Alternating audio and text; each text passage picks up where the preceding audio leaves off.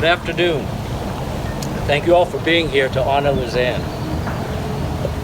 A friend once told me, "You are what you put your attention on, and to always speak your truth."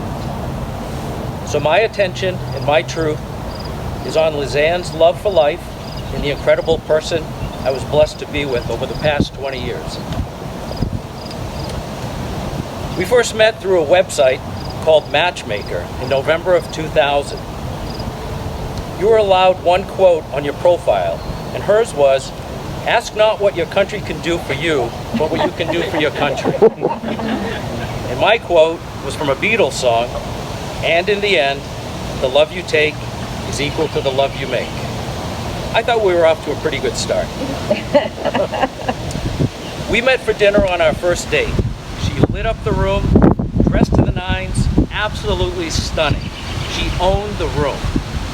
She was glowing as she told me all about her kids and the sports they played. She was their biggest fan, and she never missed a game, ever. Her kids were the love of her life, and she would do anything for them. We married a few years later in a true fairy tale wedding. She loved to go out, whether it was a concert, a movie, a restaurant, shopping, the beach, sporting event, didn't matter. She was up for anything. And every so often, there'd be an interesting twist.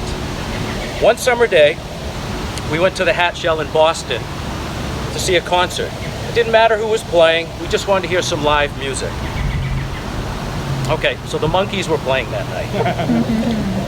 There were about 50,000 people there. We decided to walk around behind where they were playing to see if maybe there was some room with less people. So there was a woman walking about 5 feet in front of us, and all of a sudden a state trooper threw this metal barricade aside, pointed to her to come in, and he pointed to us to come in, figuring we were with her. Long story short, nobody checked our credentials, and we ended up hanging out with Davy Jones while the first band was playing. And when the first band was done playing, the lead singer came over and hung out with us, and that was Brad Delp of the band Boston. I didn't really want to drop names, but I thought it was a pretty cool story. Her sense of humor was contagious. Most times you were laughing soon after being with her. She could be serious, but she always found the humor in most things. She loved to see people smile and laugh. To give you some perspective, her sense of humor was more Seinfeld, and mine is more like Pet Detective. And so it made things pretty interesting. One time things were going absolutely sideways, and I asked her how she was doing, and she just blurted out, "It's 3 o'clock in the morning, and I'm at a chicken fight. What exactly am I holding on to?" It was one of her favorite lines from Seinfeld. I couldn't stop laughing. In the middle of all this chaos, she was able to find humor in the moment.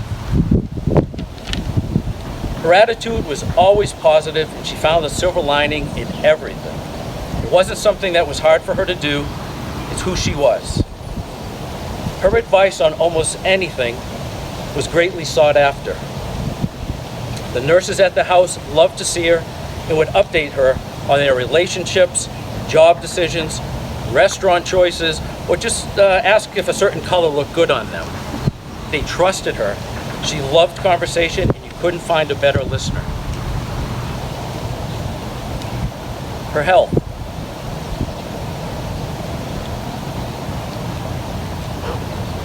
It's funny,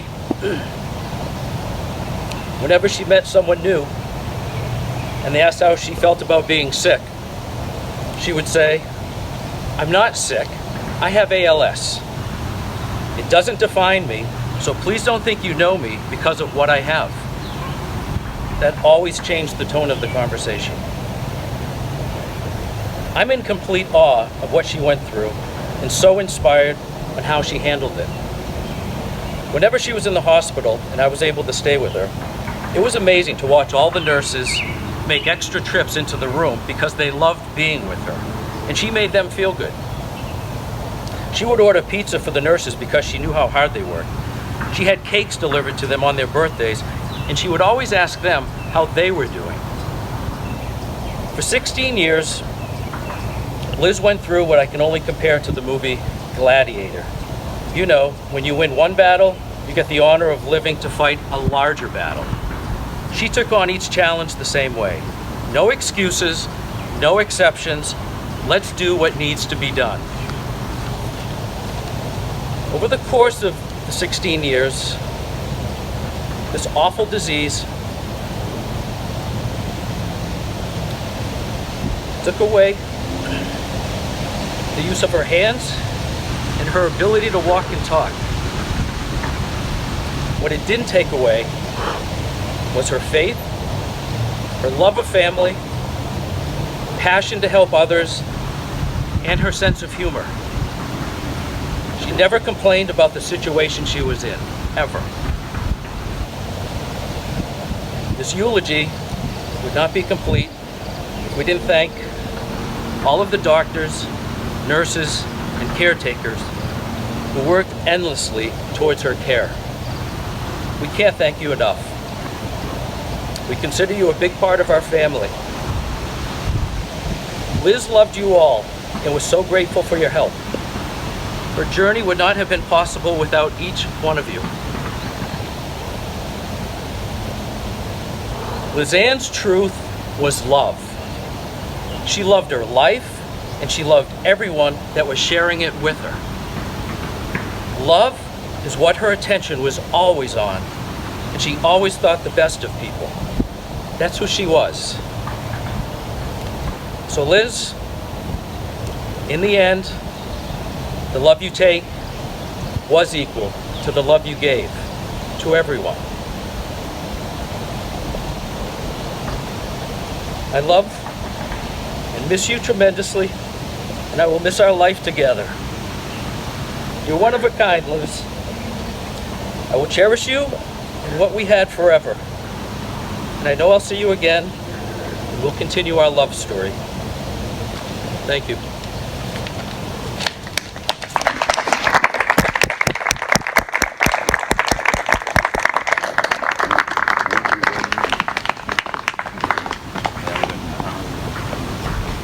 Fellas, are you guys? No, I'm good. You guys good? Okay. Ladies and gentlemen, obviously very poignant and very beautiful eulogy out. Very nice. There's been a music request that's going to be offered for Liz on the bagpipes, so your attention to that as we play it.